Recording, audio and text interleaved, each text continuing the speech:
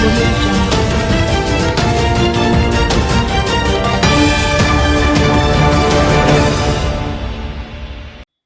Father fatally shot in front of son during pickup from school.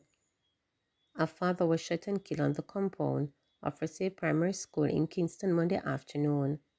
The identity of the deceased has not been ascertained. According to a police source, the man was picking up his son from school when he was attacked by two armed men.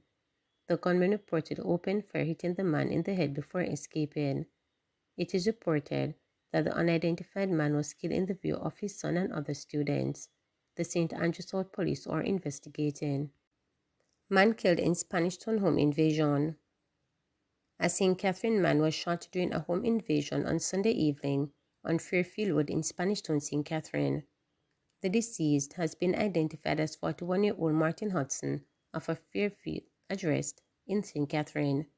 Reports are that about 7:55 p.m., Hudson was at home with his brother when armed men entered the house and opened fire, injuring Hudson and his brother. Hudson later succumbed to his injuries while his brother has been hospitalized in stable condition. The Spanish Town Criminal Investigative Branch is investigating. Cop kills man at event in St. Catherine.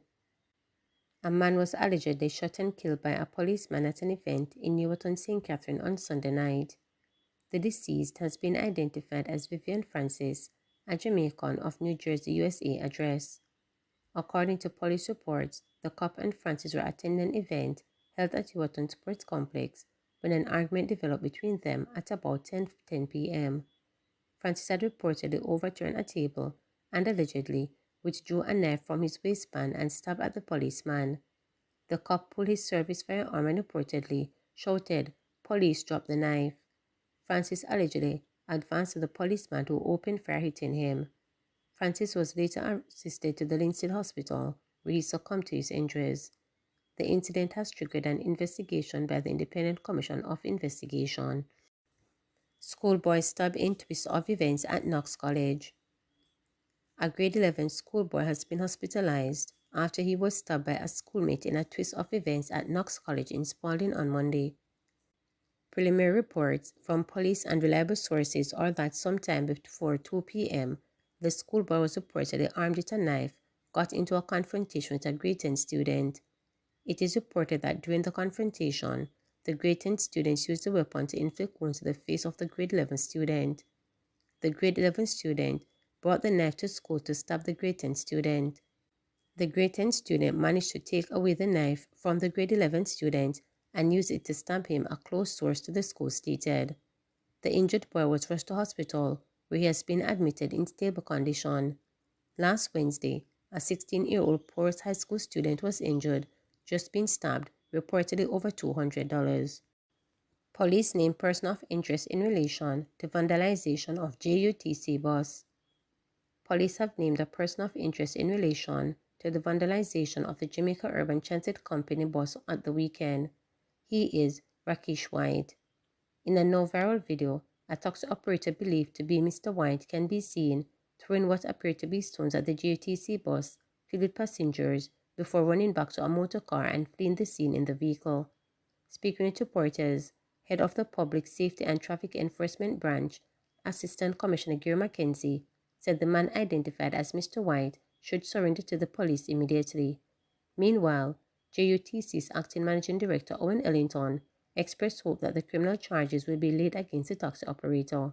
Based on the incident that has become viral involving a gentleman and a JUTC bus, the person who we believe can assist us with the investigation is a Rakesh White, and his photograph has been published, and we want him to come in and speak to the police on the matter. I hope that at the end of the investigation, they can gather sufficient evidence to lay criminal charges against him, because that appears to me on the surface to be criminal in nature. And our internal investigative units will examine the bus to determine if any damage was done, and hopefully we will be able to pursue remedial action. Chief Justice says the island's courts need new structures, not just rehabilitation. Chief Justice says a number of island courts are in need of new structures, not just rehabilitation. His comments follows concern about the state of the island's courts. The most recent concern was highlighted by the opposition People's National Party, which called on the government to address the problem. Opposition spokesperson on justice, Senator Donald Scott Motley, noted a sit-out earlier this month by clerks at the Kingston and St. Andrew Parish Court in protest of unacceptable working conditions including malfunctioning bathrooms, poor air facility, and pest infestation. Meanwhile, speaking at a press briefing hosted by the judiciary on the condition of the island's courts, Chief Justice noted that the issue is more than maintenance. He noted courts in St. James, Manchester, St. Catherine, and Hanover, which he says are in need of new structures due to location and other issues. I have made several calls for the government to address these issues which are affecting the Kingston and St. Andrew Parish Court in Halfway Tree, the Supreme Court, the St. Catherine Parish Court in Spanish Town, and other court facilities across the island, which are in dire need of infrastructural upgrades. Our courts are a pillar of democracy, and the conditions that have been allowed to persist are an affront to justice. Again, I call on the government to treat this issue with the urgency that it deserves. So we are now at the point that we are not just talking about simple maintenance, replacing a broken toilet, replacing a pipe, light bulb, painting a wall. You're talking about significant infrastructure work that needs to be done. And as again, it's not about pointing fingers and blaming persons. It's really about ensuring that there's an accurate picture, an accurate and reliable information presented to the public so that they can form an informed opinion. You have instances, for example, where the property might not be owned by a municipal corporation but owned by third parties. For example, in St. Catherine, up until recent times, where the administrative section of the parish court in Spanish Town was located, or is located, the building was owned by the UDC, who would be responsible for the maintenance of the building.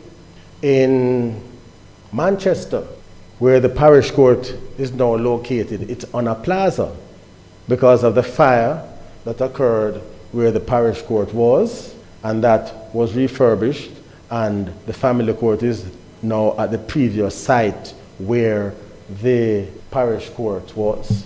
But the current parish court is on a plaza, which has its own inherent limitations, because the plaza cannot, by any stretch of the imagination, be thought of as accommodation for a court.